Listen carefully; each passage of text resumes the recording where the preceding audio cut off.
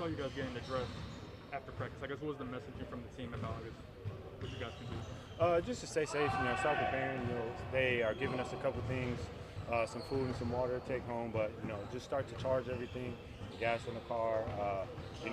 Obviously prepare for the worst, but keep the minds, here on getting better. And if we come in, great. If not, then stay safe. Something like this seems like you guys could almost camp Hey, out here. I brought up that suggestion. I said I will have a lock-in in the facility, but I'm like, that's how I just got home. Sorry.